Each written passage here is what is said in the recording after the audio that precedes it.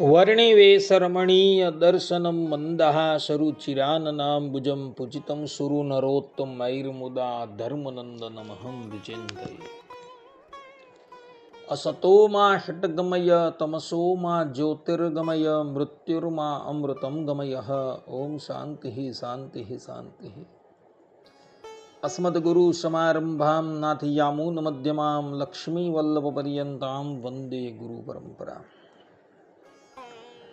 આજની જ્ઞાન સભામાં પધારનારા બધા જ ભગવદ ભક્તોને વેદાંતાચાર્ય, પુરાણ ઇતિહાસાચાર્ય, એમએ ફિલોસોફી શાસ્ત્રી રાકેશભાઈના હિતપૂર્વક જય સ્વામિનારાયણ. ભક્તો, આજની આ જ્ઞાન સભામાં આપણે બધા ભગવાનના સુખ સામે ત્રિલોકીનું સુખ નગણ્ય છે, આ વિષય પર થોડી વાત શ્રવણ કરશું. તો બધા જ શ્રોતાગણો અને એમાં પણ જેઓ ભગવાનના માર્ગ ઉપર આરૂઢ છે, જેઓ સાધક છે, એઓ ધ્યાનપૂર્વક આ પ્રવચન શ્રવણ કરે અને એને આત્મસાત કરી લે.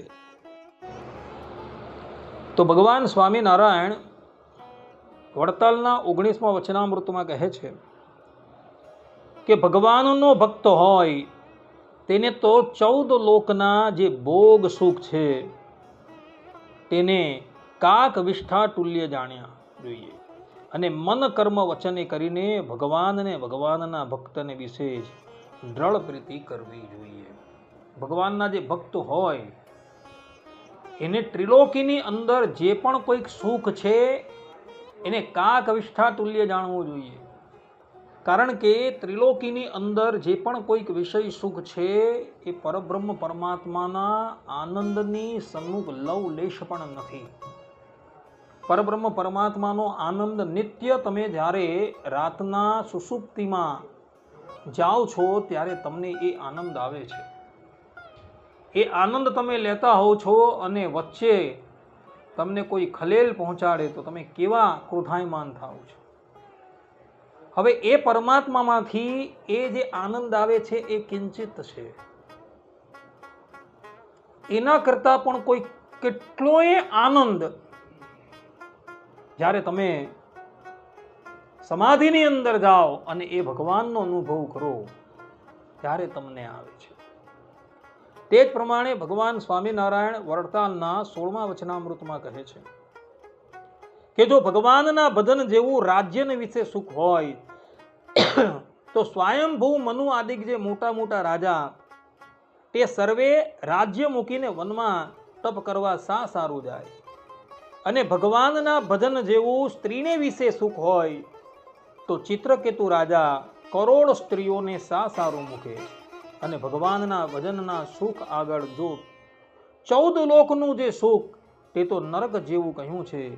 માટે જે ભગવાનને સુખે સુખ્યો થયો હોય તેને તો બ્રહ્માંડને વિશે જે વિષયનું સુખ છે તે નરક તુલ્ય ભાષે.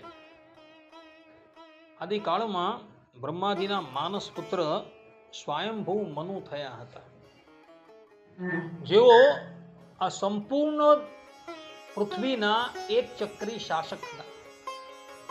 પરંતુ જ્યારે એઓએ જોયું કે આ માયિક સુખ જે છે એ તો નાશવંત છે, ક્ષણે ક્ષણે એનો રાસ થતો જાય છે અને પરમાત્મા સંબંધી સુખ જે છે એ અસીમ છે, તો એ રાજ્યનો ત્યાગ કરીને એવું વનની અંદર ગયા અને વનની અંદર જઈ તપસ્યા કરી ભગવાનની પ્રાપ્તિ કરી લીધી અને કાયમને માટે આ સંસારથી મુક્ત થઈ ગયા. તે જ પ્રમાણે શ્રીમદ ભાગવતના 6ઠ્ઠા સ્કંદમાં ચિત્રકેતુ રાજાનું ચરિત્ર આવે છે. કહેવાય છે કે ચિત્રકેતુ રાજાને 1 કરોડ સ્ત્રી હતી અને 1 કરોડ સ્ત્રી હોવા છતાં કોઈને સંતાન નહીં હતું.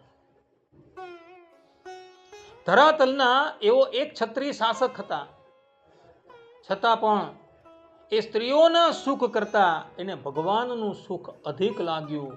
તો એ સ્ત્રીઓનો તથા રાજ્યનો ત્યાગ કરીને એવો વનમાં ગયા અને વનમાં જઈ ભગવાનનું ભજન કરી ભગવાનની પ્રાપ્તિ કરી લીધી. ધ્રુવ છે, પ્રહલાદ છે, અંબરીશ છે, ઇત્યાદિક રાજાઓએ પણ રાજપાટ ત્યાગ કરીને ભગવાનની પ્રાપ્તિને અર્થે વનની અંદર જઈ પોતાના મનને ભગવાનની અંદર લગાવી અંતે એવો ભગવત પ્રાપ્તિ કરી ગયા. તેમ આપણે પણ આપણા મનને જગત સંબંધી પંચ વિષયમાંથી કાઢી ભગવાનની અંદર લગાવવાનું છે અને ભગવાનની અંદર લગાવી જે હેતુને અર્થે આપણે આ ધરાતલની ઉપર આવેલા છીએ, જે હેતુને અર્થે ભગવાને આપણે આ મનુષ્ય જન્મ આપેલો છે, એ જન્મને આપણે સફળ કરી લેવાનો. શ્રીમદ ભાગવતના પ્રથમ સ્કંદની અંદર સૂતજી કહે છે કે સવૈવ પુંસામ પરો ધર્મ યતો ભક્તિ અધોગ સજે. કે મનુષ્ય માત્રનો પરમ ધર્મ કયો? તો શ્રીમદ નારાયણ વિશે જે ભક્તિ થવી એ જ એનો પરમ ધર્મ છે, બીજો કોઈ ધર્મ નથી. અને ભક્તિ થઈ ભગવાનની પ્રાપ્તિ કરી લેવી એ જ એનો પરમ ધર્મ છે, બીજો કોઈ ધર્મ નથી. ભગવાન સ્વામિનારાયણ વડતાલના 9મા વચનામૃતમાં કહે છે કે જે માયિક સુખ છે તે તો બહુ કાળ ભોગવ્યું હોય તો પણ અંતે ક્ષણ જેવું જણાય છે. માટે ભગવાનના સ્વરૂપ સંબંધી જે નિર્ગુણ સુખ છે તે અખંડ અવિનાશી છે, ને જે માયિક સુખ છે તે નાશવંત છે. આ ત્રિલોકીનો પણ એક દિવસ પ્રલય થઈ જવાનો છે. આ બ્રહ્માંડનો પણ એક દિવસ પ્રલય થઈ જવાનો છે. કોઈ વસ્તુ ક્ષણ માટે પણ સ્થિર નથી રહેવાની. પરંતુ પરબ્રહ્મ પરમાત્માનું જે ધામ છે એ ધામની અંદર જે પરબ્રહ્મ પરમાત્મા બિરાજમાન છે એવો કાયમ રહેવાના છે. અને એમની અંદર જે સુખ છે, એમની અંદર જે આનંદ છે એ ચિરકાલ પર્યંત સ્થિર રહેવાનું છે. માયિક પંચ વિષય તમે ગમે એટલી વખત ભોગવો છતાં પણ એનાથી ક્યારેય પણ તૃપ્તિ થવાની નથી.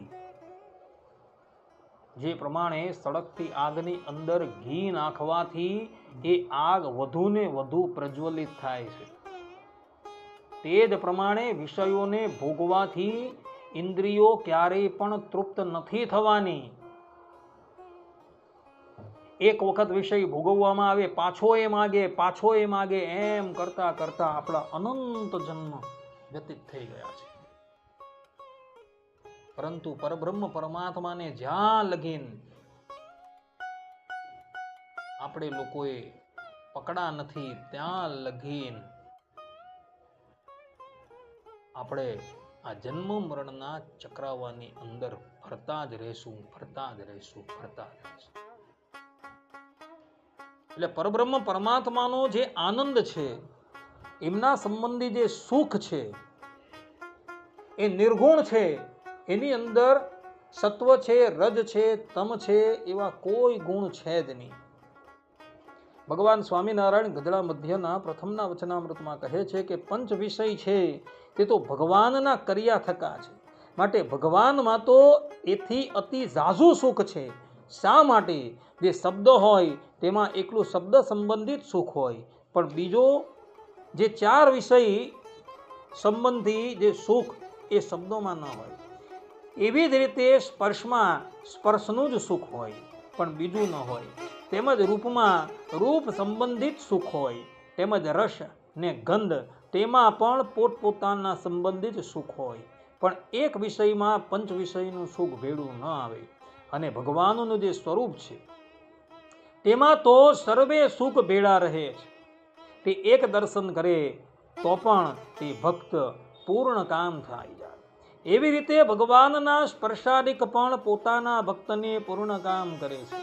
અને માયિક જે વિષય સંબંધી સુખ છે તે તો સર્વે નાશવંત છે. અને ભગવાન સંબંધી સુખ છે તે તો અખંડ છે, ક્યારેય પણ નાશ નથી પામતું. પરબ્રહ્મ પરમાત્માને જ્યારે તમે જુઓ ત્યારે નેત્ર સંબંધી સુખ આવે છે. જ્યારે એ પરબ્રહ્મ પરમાત્માનો તમે અનુભવ કરો અને એમનામાંથી જે ગંધ આવે છે એવો ગંધ આ ત્રિલોકીની અંદર કોઈ વિષયમાંથી આવતો નથી. એમના મુખમાંથી જે શબ્દ નીકળે છે અને એને તમે જો કર્ણ દ્વારા પાન કરો તો બીજા બધા જ શબ્દ સાંભળ્યાને અર્થે જે તમારા કર્ણની વૃત્તિ આમ તેમ ફરતી રહે છે એ ફરવા તૈયાર જ ના રહે. ભગવાન શ્રીમદ નારાયણની અંદર જે રસ છે એ રસનો જ્યારે તમે અનુભવ કરો ત્યારે બધા જ રસ જે છે એ તમારા ફિક્કા થઈ જાય. વાલા એ રસના ચાકણહાર કે છાસ તે નવ પીરે રે. આવો એ ભગવાન સંબંધી રસ છે. તો એ ભગવાન સંબંધી રસ જે છે એ રસની પ્રાપ્તિને અર્થે મોટા મોટા રાજાઓ હતા, મહારાજાઓ હતા, ચક્રવર્તી સમ્રાટો હતા, એ બધા જ પોતાના વૈભવનો ત્યાગ કરીને ભગવાનની પ્રાપ્તિને અર્થે વનમાં ગયા હતા. રાજર્ષિ ભરત કહેવાય છે કે અત્યારે જે જંબુદ્વીપ છે એ જંબુદ્વીપના એવો એક ચક્રી શાસક હતા. 10 કરોડ વર્ષ લગીન એવો એનું રાજ કરેલું હતું. પરંતુ જ્યારે એઓએ જોયું કે આ રાજ્ય સંબંધી સુખ જે છે એ તો ક્ષણભંગુર છે, એનો ત્યાગ કરીને વનમાં જતા રહ્યા અને વનમાં જઈ એઓ એકાંતમાં ભગવાનનું ભજન કરવા લાગ્યા. મનુ મહારાજના પુત્ર પ્રિયવત જેઓ દેવર્ષિ નારદના શિષ્ય હતા. દેવર્ષિ નારદના સત્સંગને લઈને એમને જગત સંબંધી સુખ જે છે એ કડવા ઝેર જેવું દેખાતું હતું. ઈચ્છા ન હતી, પરંતુ બ્રહ્માજીની આજ્ઞાથી એઓએ સંસારને ગ્રહણ કર્યું. પરંતુ જ્યારે એઓએ જોયું કે આ ઇન્દ્રિયોને ગમે એટલી વિષય સંબંધી ક્રિયાઓ આપતા રહીએ છતાં પણ એ ક્યારેય પણ તૃપ્ત નથી થવાનું. અંતે રાજપાટનો ત્યાગ કરીને જંગલમાં ગયા અને ત્યાં એકાંતમાં બેસી ભગવાનનું ભજન કરતા હતા. ધ્રુવજી 36,000 વર્ષ પર્યંત એઓએ આ ધરાતલનું એક છત્રી રાજ ભોગવેલું. 5 વર્ષની ઉંમરમાં એમને ભગવત પ્રાપ્તિ થઈ ગઈ. પછી ભગવાનની આજ્ઞાથી એઓ રાજા બને છે અને ધરાતલનું એક છત્રી શાસન કરે છે. પરંતુ જ્યારે એઓએ જોયું કે આ વિષય સંબંધી સુખ છે એ તો ક્ષણભંગુર છે, રાજ્યનો ત્યાગ કરીને વનમાં ચાલ્યા ગયા અને વનમાં જઈ પુનઃ એઓ તપસ્યામાં લીન થઈ ગયા અને પુનઃ ભગવાનની પ્રાપ્તિ કરી ભગવાનના ધામમાં ચાલ્યા ગયા.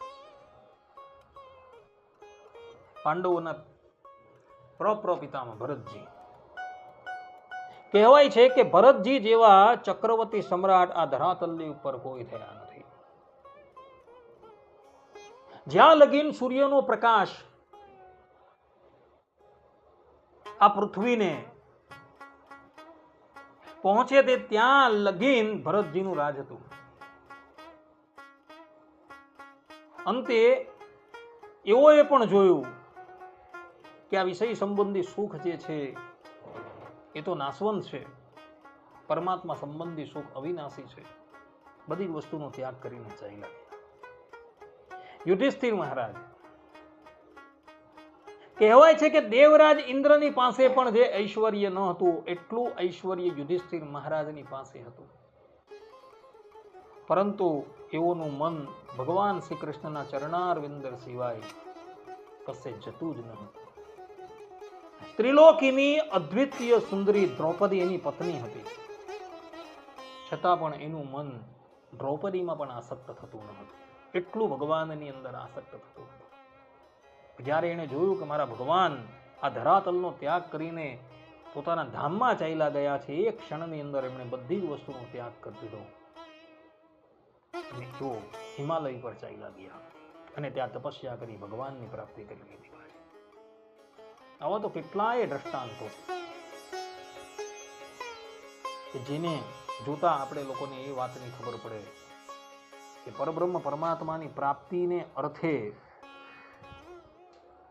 પૂર્વે થયેલા મહાપુરુષોએ શું નથી કરેલું. ભગવાન સ્વામિનારાયણ પંચાળાના પહેલા વચનામૃતમાં કહે છે કે પશુના સુખથી મનુષ્યમાં અધિક સુખ છે ને તે કરતા રાજાનું સુખ અધિક છે ને તેથી દેવતાનું સુખ અધિક છે ને તેથી ઇન્દ્રનું અધિક છે ને તેથી બૃહસ્પતિનું ને તેથી બ્રહ્માનું ને તેથી વૈકુંઠ લોકનું ને તેથી ગોલોકનું સુખ તે અધિક છે અને તેથી ભગવાનના અક્ષરધામનું સુખ અતિ અધિક છે. એવી રીતે ભગવાનના સુખને અતિશય જાણીને બીજા જે પંચ વિષયના સુખ તેને વિશે બુદ્ધિવાદને તુચ્છતા થઈ જાય છે અને તે ભગવાનના સુખ આગળ બ્રહ્માદિકનું સુખ તો જેવું ભારે ગ્રસ્તને બારણે કોઈક રાંક ઠીકરું લઈને માંગવા આવ્યો હોય તેના જેવું છે. બહુ બ્રહ્માદિક દેવતાઓનું સુખ કેવું છે તો ભગવાન સ્વામિનારાયણ કહે છે કે ગૃહસ્થને બારણે કોઈક રાંક ઠીકરું લઈને માંગવા આવ્યો હોય તેના જેવું છે. 4 કરોડ તો ભગવાન સંબંધી સુખ કેવું હશે જે કિંચિત તમે નિત્ય રાત્રિના વિશે સુસુપ્તિમાં અનુભવો છો. હવે સુસુપ્તિની અંદર જે સુખનો અનુભવ તમે કરો છો તો રંચ માત્ર છે. એનાથી કઈ કેટલોય આનંદ ભગવાનનો છે. એટલે ભગવાનનું સુખ જે છે એ સૌથી અધિક છે એવું ભગવાન સ્વામિનારાયણ અહીં કહી રહ્યા છે.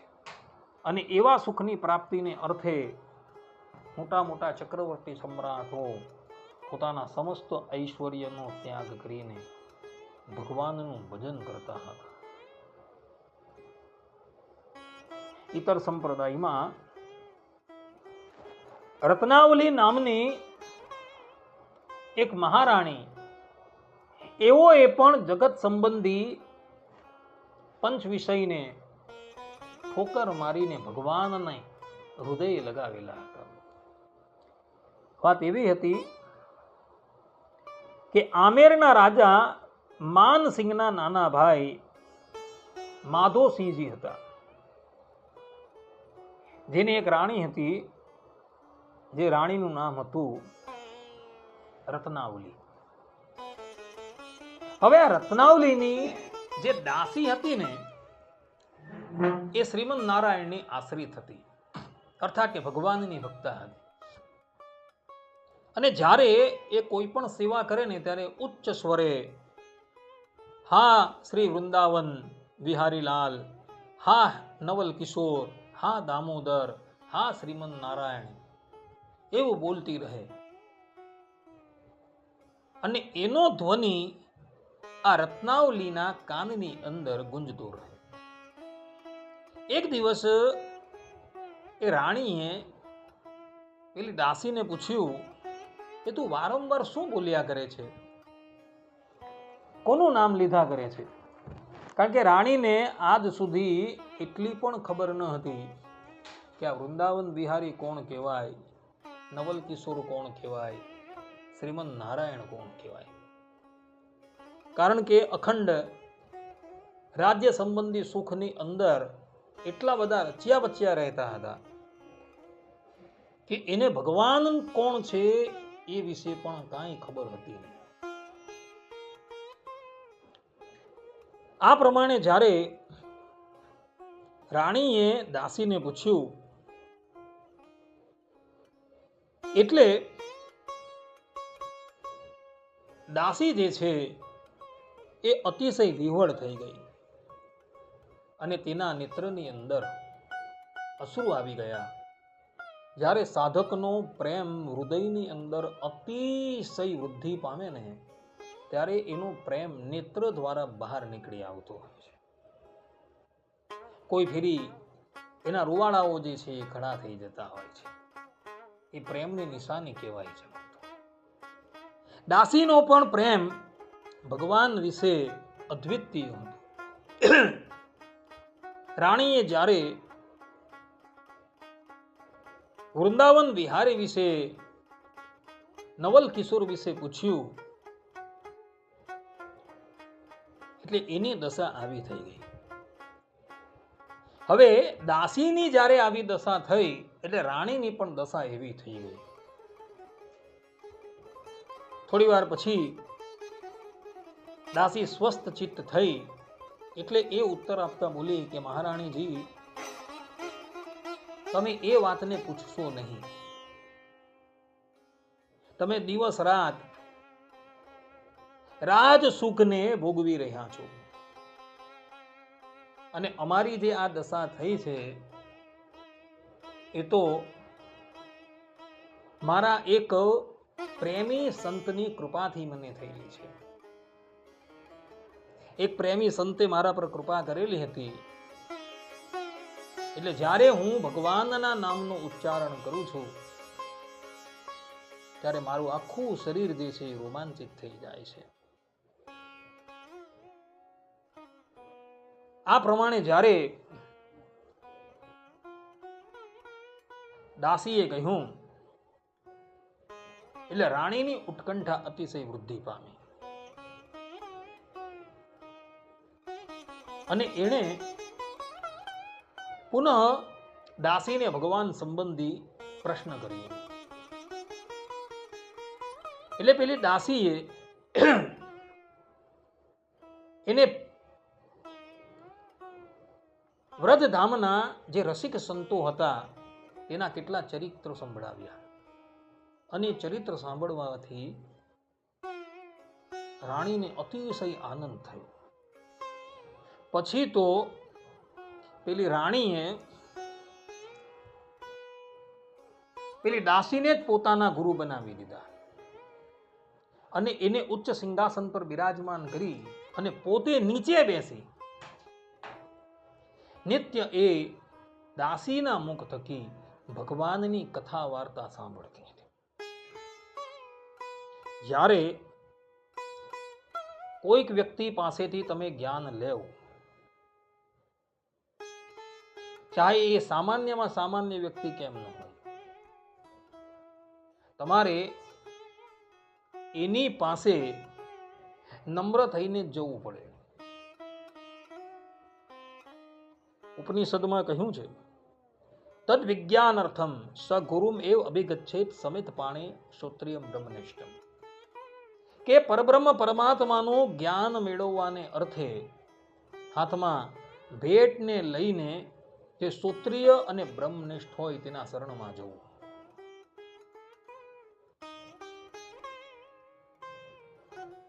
હવે એવા વ્યક્તિ છે એની પાસે તમે ગયા અને ત્યાં પણ જો તમે તમારું માન રાખો તો એના થકી ક્યારેય પણ જ્ઞાનની પ્રાપ્તિ ન થઈ શકે. ત્યાં નિર્માની થવું પડે. આ સંબંધમાં લૌકિકમાં એક ચરિત્ર આવે છે. એક રાજ્યમાં એક રાજા રાજ કરતો હતો અને એના જ રાજ્યમાં એક કઠિયારો પણ નિવાસ કરીને રહેતો. હવે આ કઠિયારો જે છે એ પક્ષીઓની બોલી, એની વાચા જાણતો હતો અને રાજાને ખબર પડી કે આપણા નગરમાં એક કઠિયારો છે એ પક્ષીઓની ભાષા જાણે છે. તો એણે એ કઠિયારાને પોતાની પાસે બોલાવ્યો અને કહ્યું કે તું પણ મને આ પક્ષીઓની ભાષા શીખવાડ. રાજાએ કહ્યું એટલે પેલો કઠિયારો જે છે એ રાજાને પક્ષીઓની ભાષા શીખવવા લાગ્યો. ઘણા દિવસ પર્યંત મહેનત કરી પરંતુ રાજાને પક્ષીઓની ભાષા સમજ જ ન પડે. એક દિવસ રાજાએ પોતાના મંત્રીને કહ્યું કે જો ની કેટલા દિવસ પર્યંત મહેનત કરું છું છતાં પણ પક્ષીઓની ભાષા સમજ જ નથી પડતી. ત્યારે પેલો મંત્રી હતો ને બહુ ચતુર હતો. એને કહ્યું કે રાજન, તમે વિદ્યા શીખવા માટે જ્યારે બેસો છો ત્યારે પેલા કઠિયારાને તમે નીચે બેસાડો છો ને તમે સિંહાસન પર બેઠે, પછી વિદ્યા ક્યાંથી આવે તમારી પાસે? એ કઠિયારાને તમે ગુરુ બનાવો છો તો ગુરુને ઉચ્ચાસન પર બિરાજમાન કરો અને તમે નીચે બેસો તો જુઓ, થોડા જ દિવસમાં તમને પક્ષીઓની ભાષા આવડી જાય. બીજે દિવસે એણે પોતાની ક્રિયાની અંદર બદલાવ કર્યો. કઠિયારો આવ્યો એટલે એને સિંહાસન પર બેસાડ્યો અને પોતે એના ચરણમાં બેઠો. થોડા જ દિવસમાં આ રાજાને પક્ષીઓની ભાષા જે છે એ આવડી ગઈ હતી. અહીં રાણીએ પણ પોતાનું માન જે છે એક બાજુ મૂકી દીધું છે અને દાસી થકી એ ઉપદેશ ગ્રહણ કરવા લાગી. અને થોડા દિવસમાં તો એના થકી ઉપદેશ ગ્રહણ કરવાથી રાણીના મનની અંદર પણ એવો ભાવ આવ્યો કે મને પણ શ્યામ સુંદરના દર્શન થાય. એક દિવસ રાણીએ પોતાની દાસીને પૂછ્યું કે બહેન, તમે કંઈક ઉપાય કરો જેથી કરીને મને મનમોહનના દર્શન થાય. આ પ્રમાણે જ્યારે રાણીએ કહ્યું એટલે દાસીએ કહ્યું કે ભગવાનના દર્શન કરવા બહુ કઠિન છે. ઋષિ મુનિઓ હજારો કરોડો વર્ષ પર્યંત તપસ્યા કરવા છતાં પણ એને ભગવાનનો અનુભવ થતો નથી. એ ઋષિ મુનિઓએ પોતાના શરીરને રાફડો બનાવી દીધો, લોહી સુદ્ધા એમાંથી કાઢી નાખ્યું. એટલી કઠિન તપસ્યા કરી છતાં પણ ભગવાનનો અનુભવ એ લોકોને થયો નથી. એ પરમાત્મા કેવલ ને કેવલ એક વિશુદ્ધ પ્રેમથી જ પ્રાપ્ત થાય છે. રામ હિ કેવલ પ્રેમ પ્રિયા. ગોસ્વામીજી માનસમાં કહે છે કે ભગવાન શ્રી રામને કેવલ ને કેવલ સ્નેહ જ પ્રિય છે, એને બીજું કોઈ પ્રિય નથી. જો તમારી અંદર વિશુદ્ધ પ્રેમ આવી જાય તો તમને ભગવાનનો અનુભવ થાય. અને તમે પ્રેમ ભાવથી નવી નવી સામગ્રીઓ બનાવી ભગવાનને ભોગ લગાવો. ભગવાનના જે મહાત્માઓ છે એને અન્ન જલથી તૃપ્ત કરો, તો એવા મહાત્માઓની કૃપા થશે તો તમને ભગવાનનો અનુભવ થશે. આ પ્રમાણે જ્યારે દાસીએ કહ્યું એટલે સર્વપ્રથમ તો રાણીએ પોતાના રાજ્યમાં રહેતા એક શિલ્પીને પોતાની પાસે બોલાવ્યો અને એને કહ્યું, તું મને ઠાકોરજીની એક મૂર્તિ ઘડી આપ. ઇન્દ્ર નીલમણી જેવી ભગવાનની મૂર્તિ હોવી જોઈએ. રાણીએ જે પ્રમાણે નિર્દેશ કર્યો એ પ્રમાણે પેલા શિલ્પીએ મૂર્તિ ઘડી આપી અને પછી રાણીએ વિધિવત રીતે એની પ્રતિષ્ઠા કરાવી અને પરમ પ્રેમ પૂર્વક એ ઠાકોરજીની સેવા કરવા લાગી. પ્રાતઃ કાળે વહેલા ઊભા થઈ જાય, ભગવાનને સ્નાન કરાવે, સારા સારા વસ્ત્ર આભૂષણો ધરાવે, જાતે સામગ્રી બનાવી ઠાકોરજીને આરોગ આવે. આખો દિવસ ઠાકોરજીની સેવામાં જ રહી, બીજું કાંઈ ન કરે. રાત્રિને વિશે ઠાકોરજીને શયન કરાવે. એમ કરતા કરતા થોડા દિવસની અંદર રાણીને પણ સ્વપ્નમાં ભગવાનનો અનુભવ થવા લાગ્યો. પછી તો ભગવાનનો અનુભવ થઈ જાય પછી એને રાજ્ય સંબંધી કોઈ પણ સુખ ગમે? કાંઈ ગમે નહીં. રાણીને હવે રાજ્ય સંબંધી કોઈ સુખ જે છે એ ગમતું નથી. નિરંતર એ ભગવાનની સેવામાં રહે, પરંતુ એટલાથી એને તૃપ્તિ થઈ નથી. એને તો પોતાના નાથની પ્રત્યક્ષ ઝાંખી જોઈએ છે. એક દિવસ એ પુનઃ જેને પોતાના ગુરુ માને છે એવી દાસીને પૂછે છે કે બહેન, સાક્ષાત ભગવાનના દર્શન પ્રાપ્ત કરવાનો ઉપાય મને બતાવો. આ પ્રમાણે જ્યારે રાણીએ કહ્યું ને, એટલે પેલી દાસીએ કહ્યું કે આમ તો ભગવત પ્રાપ્તિના ઘણા ઉપાયો બતાવેલા છે, પરંતુ એમાં સરળમાં સરળ ઉપાય હું તમને કહું છું કે આપના મહેલની પાસે જ એક સંત નિવાસ બનાવો અને નગરની બહાર બધી જગાએ પહેરાવાળાઓને બેસાડી દો અને તેઓને સારી રીતે સમજાવી દો કે કોઈ ભગવાનના પ્રિય ભક્ત આવતા જતા અહીં મળી આવે તો તેઓને આદરપૂર્વક આ સંતના નિવાસમાં લઈ આવે. સંતના નિવાસની અંદર પ્રેમી ભક્ત આવે એટલે એના ચરણ ધોઈ તેમને આગ્રહપૂર્વક રોકી ભાત ભાતના ભોજન કરાવો. અને જ્યારે એ પ્રેમી ભક્ત એવા પ્રેમી સંતો તમારા ઘરે આવે તો તમને તો દર્શન કરવાની મર્યાદા છે, તમે તો પ્રત્યક્ષ રૂપે એમની સામું જઈ ન શકો, તો પડદાની આળમાંથી તમે એના દર્શન કરો. તમે એઓના દર્શન કરશો, એવા એ પ્રેમી ભક્તને તમે તૃપ્ત કરશો તો અવશ્ય ભગવાનની કૃપા તમારા પર થઈ જશે. જ્યારે આ પ્રમાણે દાસીએ કહ્યું એટલે રાણીએ તો પછી પોતાના સેવકોને આજ્ઞા કરી પોતાના મહેલની પાસે જ એક મોટું સંત નિવાસ બનાવ્યું અને પોતાના સેવકોને આજ્ઞા આપી કે આપણા રાજ્યની અંદર કોઈ પણ સંતો આવે એને પ્રેમથી આ ઉતારામાં લાવવા, એના ચરણ ધોવા અને એને ભોજનથી તૃપ્ત કરવા. અને આવે એટલે તમારે મને ખબર કરવી.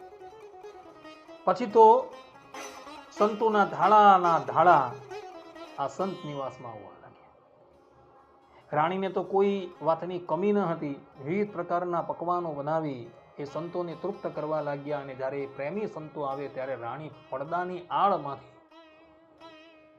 એ સંતોના દર્શન કરે અને એમ કરતા કરતા એને પણ ભગવાનની અનુભૂતિ થઈ ગઈ. શાસ્ત્રોમાં ભગવાનના ભક્તોનો ઘણો મહિમા બતાવેલો છે. ભગવાનના ભક્તને રાજી કરી દીધા તો ભગવાન શીઘ્રાતિ શીઘ્ર રાજી થઈ જાય. ભગવત પ્રાપ્તિનો સૌથી સરળમાં સરળ ઉપાય આ જ છે. જેણે ભગવાનના ભક્તને રાજી કર્યા એના પર ભગવાન શીઘ્ર રાજી થાય. રામાયણની અંદર 4 મોટા પાત્ર છે: શ્રી રામ, લક્ષ્મણ, ભરત અને શત્રુઘ્ન. એ 4ની અંદર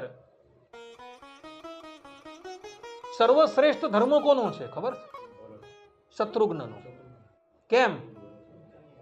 કારણ કે શત્રુઘ્ન જે છે એ ભગવત ભક્તની સેવાની અંદર છે. લક્ષ્મણજી, સીતાજી એ રામની સેવામાં છે.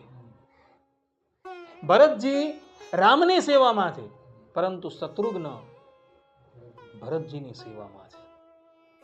એટલે રામાયણના પ્રસિદ્ધ ટીકાકાર ગોવિંદ સ્વામી પોતાની ભૂષણ ટીકાની અંદર લખે છે કે રામની અંદર સામાન્ય ધર્મ છે, લક્ષ્મણજીની અંદર વિશેષ ધર્મ છે, ભરતજીમાં વિશેષતર ધર્મ છે અને શત્રુઘ્નજીમાં વિશેષતમ ધર્મ છે. એનું કારણ કે ભરતજીમાં અને લક્ષ્મણજીમાં આગ્રહ જોવા મળે છે. ભગવાનની સેવાની અંદર આગ્રહ જોવા મળે છે. ભગવાન જ્યારે વનમાં ગયા ત્યારે લક્ષ્મણજી આગ્રહ કરેલો છે.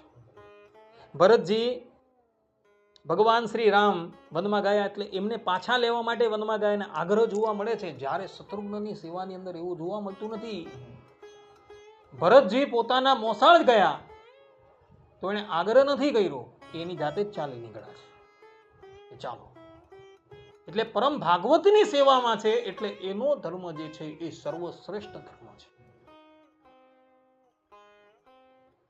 મુક્તાનંદ સ્વામી કીર્તનની અંદર ગાય છે: મોટો મહિમા રે જગમાં હરિજનનો, મોહ મિટાવે રે દુષ્કર આ તનનો. મોટો મહિમા છે ભગવાનના ભક્તોનો. અને દાસીએ જે પ્રમાણે કહ્યું એ જ પ્રમાણે રાણીએ આચરણ કર્યું. એક દિવસની વાત હતી. વૃંદાવનના કેટલાક પ્રેમી સંતો આ રાણીના રાજ્યમાં પધાર્યા અને સેવકો એ સંતોને સંત નિવાસમાં લાવ્યા. વૃંદાવનના પ્રેમી સંતો આવ્યા, અન્ન જળથી ઇત્યાદિથી તેને તૃપ્ત કર્યા. રાણીના મનની અંદર એવું થયું કે આજે હું આ સંતોના જઈને દર્શન કરું, એમના ચરણ સ્પર્શ કરું અને એમને પોતાના હાથે સામગ્રી બનાવીને તૃપ્ત કરું. પરંતુ એ જમાનાની અંદર રાજાની રાણીઓ જે છે એ સામાન્ય મનુષ્યોની સામે આવી ન શકે. પરંતુ રાણીએ નક્કી કર્યું કે આજે લોક લાજને એક બાજુ મૂકવા દો. મારે આ સંતોનું પૂજન કરવું છે, એનું અર્ચન કરવું છે, એમનો સમાગમ કરવો છે. રાણીએ વિવિધ પ્રકારના પકવાન બનાવ્યા અને એ સંતોની પાસે આવી છે. સર્વપ્રથમ સંતોની આજ્ઞા વાગી. સંતોએ કહ્યું કે કઈ વાંધો નહીં, અને પોતાના હાથે એવો એ સંતોને પીરસ્યું. સંતો તૃપ્ત થયા. પછી રાણીએ એમના પગ ધોયા, એમની પૂજા કરી, એઓને વસ્ત્રો ઓઢાડ્યા. આ પ્રમાણે જાહેરની અંદર રાણી સાહિબા આવ્યા એટલે નગરની અંદર વાત ખબર પડી બધાને. આજે રાજાની રાણી પડદામાંથી બહાર આવેલા છે, એટલે રાજાની રાણી પડદામાંથી બહાર આવ્યા એ વાત સાંભળી એટલે આમેર રાજ્યની અંદર રહેનારા બધા જ લોકો દોડતા દોડતા રાણી સાહિબાના દર્શન કરવા આવ્યા. કારણ કે એ લોકોને પણ ખબર પડી ગઈ હતી કે રાણી સાહિબા અત્યારે ભગવાનનું ભજન કરી રહ્યા છે ને આવી ભક્તા રાણીના દર્શન કરવાથી તો આપણે કૃતાર્થ થઈ જઈએ. બધા દોડતા દોડતા આવ્યા અને બધાએ રાણીના દર્શન કર્યા. પરંતુ આ વાત જે છે ને પેલા મંત્રીને સારી ન લાગી. એ વખતે આ રાણીના જે સ્વામી હતા માધોસિંહજી, એ દિલ્હી હતા, પોતાના ભાઈને ત્યાં હતા. એટલે મંત્રીએ કાગળ લખીને રાજાને જણાવ્યું કે રાણી સાહિબા તો પડદાનો ત્યાગ કરીને જાહેરમાં આવે છે, અને હવે તો એ અખંડ જ જાહેરમાં આવે છે. જ્યાં સંતો આવ્યા ત્યાં આવીને એનો સમાગમ કરે છે, સંતોની વચ્ચે ગીતો ગાય છે, નૃત્ય કરે છે. તમે શીઘ્રાથી શીઘ્ર અહીં આવો. હવે આ કાગળ લખીને પેલા મંત્રીએ રાજાને મોકલ્યો, અને જેવો એ કાગળ ત્યાં ગયો અને રાજા જ્યાં કાગળ વાંચતો હતો ને એવા જ સમયની અંદર આ રાણીનો એકનો એક દીકરો જેનું નામ હતું પ્રેમસિંહ એ ત્યાં આવ્યો. એ વખતે એણે પોતાના મસ્તકની ઉપર ઉર્ધ્વપુંડ તિલક કરેલું હતું, ગળામાં કંઠી ધારણ કરેલી. કાગળ વાંચીને રાજા ક્રોધાયમાન તો થયો જ હતો, અને એમાં કુંવરના મસ્તકની ઉપર તિલક જોયું, કંઠમાં કંઠી થઈ જોઈ, એટલે એ રાજા જે છે એ કટાક્ષની અંદર બોલ્યો કે આવ રે વૈરાગણીના પુત્ર. આ પ્રમાણે કટાક્ષની અંદર બોલ્યો ને એટલે પેલા પ્રેમસિંહને માથું લાગ્યું. પેલી બાજુ પ્રેમસિંહને અપમાનિત કરીને રાજા ઘરની અંદર ચાલ્યો ગયો. પછી રાજાનો જે પુત્ર હતો ને પ્રેમસિંહ, એને આ વાતનું દુઃખ તો થયું જ. એના મનની અંદર એ વાત સમજાતી ન હતી કે મારા પિતાશ્રીએ મને આમ શા માટે કહ્યું. એણે પોતાની માતાને કાગળ લખ્યું અને કહ્યું કે માતે, આજે પિતાએ મને આવ રે વૈરાગણીના પુત્ર તરીકે સંબોધેલો છે. એઓએ આ પ્રમાણે મને કેમ સંબોધન કર્યું એ મને ખબર પડતી નથી. કદાચ તમારા હૃદયની અંદર ભગવાનને વિશે ભક્તિ હોય તો એ ભક્તિ તમે છોડતા નહીં. ભલે માથું કપાઈ જાય તો ભલે માથું કપાઈ જાય, પરંતુ તમે તમારા ભક્તિ ભાવની રક્ષા કરજો. અને પત્ર લખી એઓએ પોતાના સેવકને આપ્યો અને કહ્યું કે આ પત્ર જઈને તું મારી માતાને આપી આવ. સેવક મારતે ગોળે આમેર આવેલો છે અને એણે એ પત્ર રાણી સાહેબાને આપ્યો. અને પત્રની અંદર જે પણ કંઈક લખેલું હતું એ રાણી સાહેબાએ વાંચ્યું અને એણે મનોમન એવું કહ્યું કે મારા સ્વામીએ મને વૈરાગીણી કહેલી છે તો હવે હું વૈરાગ્ય વેશ ધારણ કરી જ લઉં. ગામમાંથી નાઈને બોલાવ્યો અને એણે કીધું કે મારા મસ્તકના વાળ જે છે ને એ કાપી નાખ. મસ્તકના બધા વાળ જે હતા એ કપાઈ નાખ્યા. પોતાના શરીરની ઉપર જે મૂલ્યવાન વસ્ત્ર, મૂલ્યવાન આભૂષણો હતા એ બધા કાઢી નાખ્યા અને પોતાના ઠાકોરજીને લઈને રાણી સાહેબાએ મહેલનો ત્યાગ કરી દીધો અને પેલા સંત નિવાસમાં આવીને રહેવા લાગ્યા. પેલી દાસી હતી એ દાસી પણ એની સાથે થઈ ગઈ. દાસી કે તમે જ્યાં ત્યાં હું પણ તમારી સાથે. બંને જણા આવીને સંત નિવાસની અંદર રહેવા લાગ્યા. આ પ્રમાણે જ્યારે થયું એટલે પેલા પ્રેમસિંહનો જે સેવક હતો ને આ બધી વસ્તુ જોઈ ગયો.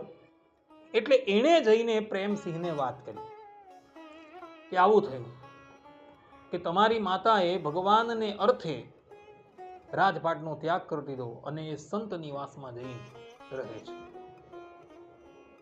પ્રેમસિંહ કહે કે આ તો બહુ મોટી વાત કહેવાય, આ તો ઉત્સવનો દિવસ કહેવાય. એટલે એણે પોતાના સેવકોને બોલાવીને કહ્યું કે નગરની અંદર જે પણ કોઈક વાજાવાળા હોય એને લઈ આવો. આજે ઉત્સવ છે એટલે એ અમારા ઘરે આવીને વાજા વગાડે. સેવકો ગયા અને વાજાવાળાને લઈને આવ્યા અને વાજાવાળા જોર જોરથી વાજા વગાડવા લાગ્યા. હવે એનો ધ્વનિ જે છે એ પેલા રાજાને સંભળાયો અને એ પોતાના સેવકોને પૂછવા લાગ્યું કે ભાઈ આ ઉત્સવ શેનો છે, એ તપાસ કરો. તપાસ કરતા ખબર પડી કે આજે પ્રેમસિંહને ત્યાં બહુ મોટો ઉત્સવ છે. રાજા મનોમન વિચાર કરવા લાગ્યો કે આજે શેનો ઉત્સવ હોવાનો. તપાસ કરતા ખબર પડી કે રાણી સાહિબાએ વૈરાગ્ય લઈ લીધેલો છે, ઘર બહારનો ત્યાગ કરી દીધો છે અને એટલે માટે પ્રેમસિંહ ઉત્સવ મનાવે છે. એટલે રાજ આક્રોધાયમાન થઈ ગયો અને એણે પોતાના સૈન્યને સાબદું કર્યું અને કહ્યું કે આજે પ્રેમસિંહ પર હલ્લા બોલ કરો. પેલી બાજુ પ્રેમસિંહને પણ ખબર પડી કે મારા પિતા મને મારવા માટે આવવાના છે. એણે પણ પોતાનું સૈનિક સજ્જ કરી દીધું. બંને જણા આમને સામને લડવા તૈયાર થયા. એટલે એ લોકોના જે હિતેચ્છી હતા ને એ લોકોએ એ બંને જણાને રોક્યા અને કહ્યું કે ભાઈ આ યોગ્ય ન કહેવાય. તમે બંને જણા પરસ્પર પિતા અને પુત્ર છો અને પિતા અને પુત્રની અંદર આવી રીતના વિવાદ જે છે યોગ્ય ન કહેવાય. એક સામાન્ય વાતને અર્થે તમે લોકો મરવા મારવા તૈયાર થઈ ગયા છો, માટે આનાથી તમે નિવૃત્ત થાઓ. જ્યારે બધા લોકોએ સમજાવ્યા એટલે બંને જણા પોતાના વિચારથી પરાંગમુખ થઈ ગયા. થોડા દિવસ રહીને પેલા રાજા હતા ને અર્થાત કે રતલાણીના પતિ માધવસિંહજી એઓ પોતાના રાજ્યની અંદર આવ્યા, અર્થાત કે આમેર આવ્યા. હવે રાણીની આ પ્રમાણેની ક્રિયા જે છે એ રાજાને ખૂબ નડતી હતી. રૂપના અંબાર જેવી પોતાની ધર્મપત્ની વૈરાગીનો વેશ લઈને બેસી ગઈ છે. સાધુ સંતોની વચ્ચે જઈ કીર્તન કરે છે, નૃત્ય કરે છે. રાજાને આ યોગ્ય લાગતું નથી. શું કરીએ? જો આમને આમ ચાલવા દેશું તો આપણા કુળની પ્રતિષ્ઠા જે છે એ ચાલી જશે. પોતાના મંત્રીને બોલાવ્યા. મંત્રીને કહે કે આપણે રાણીનું કાસળ કાઢી નાખવું છે, પણ જો હું એને આમ મારી નાખું તો મારી પ્રતિષ્ઠા જે છે એ જોખમાય એમ છે.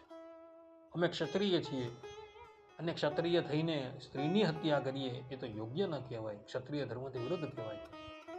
તમે કોઈક એવો ઉપાય બતાવો જેથી કરીને સાપ પણ મરી જાય અને લાઠી પણ ન તૂટે. પેલા મંત્રીએ કહ્યું કે આપણા અહીં એક સિંહ છે, ખુખાર સિંહ છે, જે પહેલા લોકોને ખૂબ હેરાન કરતો હતો, અત્યારે પાંજરામાં પૂરેલો છે. એ સિંહને આપણે રાણીને ખાવા છોડી દઈએ. જ્યારે રાણી સેવા પૂજા કરતી હોય ત્યારે આપણે એને પાંજરામાંથી છૂટો મૂકી દઈએ. સિંહ ત્યાં જશે અને રાણીને ખાઈ જશે. એટલે લોકોને ખબર પડશે કે ભાઈ રાણી સિંહ દ્વારા ખવાઈ ગઈ છે. આપણે એમ કહેશું કે સિંહ છૂટો થઈ ગયો અને એ રાણી પાસે ગયો અને રાણીને મોતને ઘાટ ઉતારી દીધી. એટલે કોઈ આપણી તરફ ઉંગલી નિર્દેશ પણ ન કરશે. રાજાએ કહ્યું કે હા, આ વાત બરાબર છે. એક દિવસની વાત હતી. રાણી પ્રાતઃકાલે ઠાકોરજીની સેવામાં મગ્ન થઈ ગયા હતા. એવા જ સમયની અંદર આ રાજાની આજ્ઞાથી પેલા મંત્રીએ પેલા સિંહને છૂટો મૂકી દીધો. સિંહ ત્રાળ મારતો મારતો રાણીની પાસે આવે. તે સમયે પેલી રાણીની દાસી જે છે એ પણ ત્યાં ઊભી રહી. રાણીનું મન તો ભગવાનની અંદર હતું. એની તો સ્થાવર જંગમ દરેકની અંદર ભગવત બુદ્ધિ હતી. દાસીએ રાણીને કહ્યું કે નરસિંહ ભગવાન આવી રહ્યા છે. રાણીએ કહ્યું કે નરસિંહ ભગવાન આવે છે, ક્યાં છે? કે જુઓ પેલા. તો એણે સિંહને સિંહ રૂપે ન જોયો, પરંતુ એને સિંહની અંદર નરસિંહ ભગવાનના દર્શન થઈ ગયા. તો નરસિંહ ભગવાન આવ્યા. સિંહ રાણીની પાસે આવ્યો ત્યાં જે શાંત થઈ ગયો. સર્વપ્રથમ રાણી તો ઊભા થયા અને એને પંચાંગ પ્રણામ કર્યા. પછી તિલક કર્યું અને હાર પહેરાયો. અને જ્યાં આ પ્રમાણેની ક્રિયા કરી ત્યાં જ એ સિંહના રૂપે રાણી નરસિંહ ભગવાને દર્શન આપ્યા. એ વિકરાળ સ્વરૂપ, 4 હાથમાં 4 આયુધો છે. રાણી દ્વારા પૂજિત થઈ પેલો સિંહ જે છે ત્યાંથી પાછો ફર્યો અને જેટલા પણ રાણીના શત્રુ હતા ને બધાને ફાડી નાખ્યા. પણ ભગવાનની શું ઈચ્છા હતી કે રાણીના સ્વામી જે છે બચી ગયા અને પેલો મંત્રી હતો એ પરલોકવાસી થઈ ગયો. અને બધાને મારીને પેલો સિંહ જે છે વનમાં ક્યાં ગાયબ થઈ ગયો કોઈને ખબર ન પડી. રાજાએ આ ક્રિયા જોઈ એ તો આશ્ચર્યચકિત થઈ ગયો. એ તો રાણીની પાસે આવ્યો અને એને સાષ્ટાંગ પ્રણામ કરવા લાગ્યો.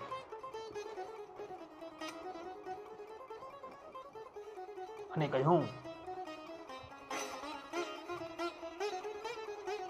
મારા અપરાધોને ક્ષમા કરો. રાણીની દાસી રાણીને કહે છે કે જુઓ મહારાજ તમને પ્રણામ કરી રહ્યા છે. ત્યારે રાણીએ કહ્યું કે ઠીક છે, રાજા લાલજીને પ્રણામ કરીએ તો સારું.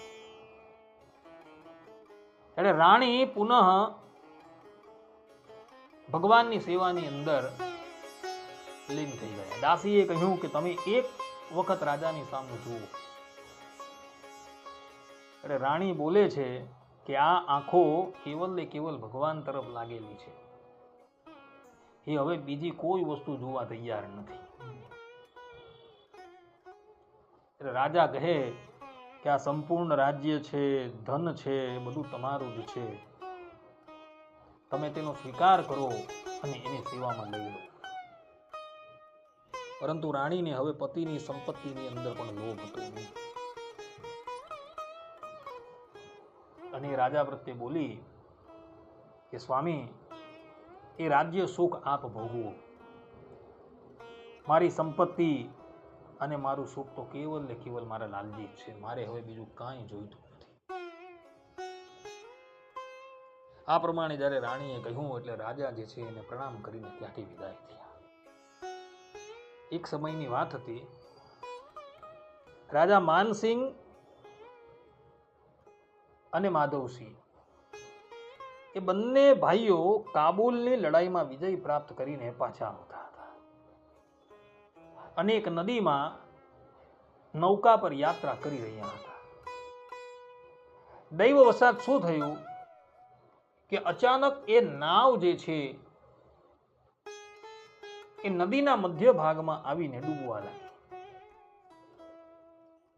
ત્યારે માધવસિંહના મોટા ભાઈ માનસિંહ એના નાના ભાઈને કહે કે આપણા ઘરના જે રાણી છે એટલે કે તમારા ભારિયા છે એ ભગવાનના બહુ મોટા ભક્ત છે. આપણે અત્યારે એનું સ્મરણ કરીએ. જો એનું સ્મરણ કરશું તો અવશ્ય આપણે આ સંકટમાંથી ઉગરી જશું. આ પ્રમાણે જ્યારે કહ્યું ત્યારે માધવસિંહ કહે છે કે ભલે. અને પછી માનસિંહ અને માધવસિંહ રાણી રત્નાવલીનું સ્મરણ કરવા લાગ્યા. નેત્ર બંધ કરીને ધ્યાન કરવા લાગ્યા. અને ભગવાનની શું ઈચ્છા હતી કે જ્યાં રાણીનું ધ્યાન કર્યું, એનું સ્મરણ કર્યું ને, ત્યાં પેલી નાવ જે છે હેમ ખેમ કિનારા પર પહોંચી ગઈ. અને આ ઘટનાથી બંને ભાઈઓના મનમાં ખૂબ પ્રસન્નતા થઈ. અને પછી તો એ બંને જણાએ રાજપાટ મંત્રીઓને સોંપી દીધું અને એવો પણ રાણી રત્નાવલીની સાથે ભગવાનનું સ્મરણ કરવા લાગ્યા. કહેવાનું તાત્પર્ય એ છે કે માનસિંહ અને માધવસિંહ સંકટમાં પડ્યા તો એણે ભગવાનને ન સંભાળ્યા, પરંતુ ભગવાનના ભક્તને સંભાળ્યા. ભક્ત અને ભગવાનની અંદર આમ જાજો ફેર નથી. ભલે સ્વરૂપે કરીને એક અણુ છે અને એક વિભુ છે, પરંતુ ગુણે કરીને બધા સામ્ય છે. અને શાસ્ત્રોની અંદર ભગવાન કરતા ભગવાનના ભક્તોનો બહુ મહિમા ગવાયો છે. હવે આ બંને જણાએ ભગવાનને બદલે ભક્તનું સ્મરણ કર્યું તો એ લોકો સંકટમાંથી પાર ઉતરી ગયા. એ ભક્ત જે છે ને એવા હતા. એ ભક્ત કોઈ સામાન્ય ન હતા. અને એટલે માટે એનું સ્મરણ કરવાથી એ લોકો બચી ગયા. ભક્તો એવા હોવા જોઈએ અને એવા પ્રેમી ભક્તો હોય ને એનું સ્મરણ કરે તો ભગવાન રક્ષા કરવા આવે. જેમાં ભક્તપણું જ નથી અને એનું સ્મરણ કર્યો તો ભગવાન કઈ રક્ષા કરવા નથી આવવાના. ભક્તો એવા પરમ પ્રેમી ભક્તો એનું સ્મરણ કરવાથી ભગવાન જે છે એ ભક્તની રક્ષા કરવા માટે આવે છે. રાણી રત્નાવલીએ પોતાના દેહનો ત્યાગ ક્યારે કર્યો એ બધી વાત શાસ્ત્રની અંદર લખાયેલી નથી, પરંતુ એના ચરિત્ર પરથી એ વાત સ્પષ્ટ થાય છે કે રાણી રત્નાવલીને દાસીના સમાગમથી ભગવાનને વિશે પ્રીતિ થઈ ગઈ. અને એ પ્રીતિને લઈને એણે રાજ્યના સુખ કરતા ભગવાનનું સુખ અધિક માન્યું. તો એણે રાજપાટ ઇત્યાદિ બધાનો ત્યાગ કરીને વૈરાગીનો વેશ ધારણ કરી લીધો અને વૈરાગીનો વેશ ધારણ કરી ભગવાનનું ભજન કરતા. આ કલિયુગની અંદર આ પ્રત્યેક ઘટના છે આવી રહી. એટલે ભગવાનની પ્રાપ્તિને અર્થે મોટા મોટા ઋષિ મુનિઓ તથા મોટા મોટા રાજવીઓએ પણ રાજપાટનો ત્યાગ કરી દીધો છે. શા માટે? કારણ કે એ લોકોએ જોયું કે પંચ વિષયના સુખ કરતા ભગવાનનું સુખ અધિક છે અને ભગવાનના સુખની અંદર અતિશય આનંદ છે. એને લઈને એ લોકોએ આ જગત સંબંધી સુખનો ત્યાગ કરેલો હતો અને ભગવાનને ગલે લગાવેલા હતા. આપણા સંપ્રદાયના બ્રહ્માનંદ સ્વામી કહેવાય છે કે જ્યારે ભગવાન સ્વામિનારાયણની પાસે આવ્યા ને ત્યારે એના શરીરની ઉપર 20 કિલો તો સોનું હતું ખાલી. કેટલા રાજ્યના રાજાઓ એને સિરપાવ આપેલો હતો, કેટલી જાગીરો, કેટલી જમીન એની પાસે, કેટલા તો સેવક એની પછાડી દોડતા હતા. ભારત વર્ષની અંદર કવિરાજ તરીકે ઓળખાતા હતા. પરંતુ ભગવાન સ્વામિનારાયણે એમ કહ્યું ને કે દુર્ગપુરના એભલ દરબારના 2 પુત્રીઓ સંસારનો ત્યાગ કરીને ભગવાનનું ભજન કરવા માટે બેઠેલા છે. એમને જઈને તમે સમજાવો જેથી કરીને એવો પણ સંસાર માણે. અને બ્રહ્માનંદ સ્વામી દુર્ગપુર આવ્યા અને પડદાની આળમાં એઓએ જયાબા અને લલિતાબાને ઉપદેશ આપવા માંડ્યો અને મુખમાંથી એવો તો સિંગારનો રસ છોડ્યો કે નપુંસકને પણ કામ ઉત્પન્ન થઈ જાય. પરંતુ જયાબા અને લલિતાબાએ બ્રહ્માનંદ સ્વામીને એવો તો ઉપદેશ આપ્યો કે બ્રહ્માનંદ સ્વામીને વૈરાગ્ય થઈ ગયો. બ્રહ્માનંદ સ્વામીનું નામ હતું લાડુ બાટો. અને એવો ઉપદેશ આપ્યો અને ભગવાનના રંગે એવા તો રંગી દીધા કે ભગવાન સ્વામિનારાયણની પાસે આવ્યા અને શરીરની ઉપર 20 કિલો સોનું હતું એ કાઢીને ભગવાનના ચરણમાં મૂકી દીધું. કહ્યું કે પ્રભુ, હવે આ જગત સંબંધી સુખ છે, હરામ છે, અમને સાધુ કરો અને ત્યાગાશ્રમ દીક્ષા આપી દો. હવે સંસાર નથી કરવો. ભગવાનના સુખની અગાડી પંચ વિષયનું સુખ લાડુ દાને અને જયાબા અને લલિતાબાએ તુચ્છ માનેલું. આખું દુર્ગપુરનું રાજ્ય એનું પોતાનું હતું. એ બધાને એક બાજુ મૂકીને સાંખ્ય યોગીના કપડા ધારણ કરીને ભગવાનનું ભજન કરતા હતા. તો ભક્તો, આપણે પણ આ ગ્રસ્ત આશ્રમની અંદર રહ્યા થકા ભગવાનનું ભજન કરવાનું છે, ભગવાનનું સ્મરણ કરવાનું છે. એ જ સિદ્ધાંત વાત છે. ભગવાને જે આપણે આ મનુષ્ય દેહ આપેલો છે એ મનુષ્ય દેહનો આપણે પરિપૂર્ણ રીતે ઉપયોગ કરી લેવાનો છે અને અંતે એ પરબ્રહ્મ પરમાત્માનો અનુભવ કરીને કાયમને માટે એની પ્રાપ્તિ કરી લેવાની છે. એ સિદ્ધાંત વાત છે. વર્ણિ વેશ રમણ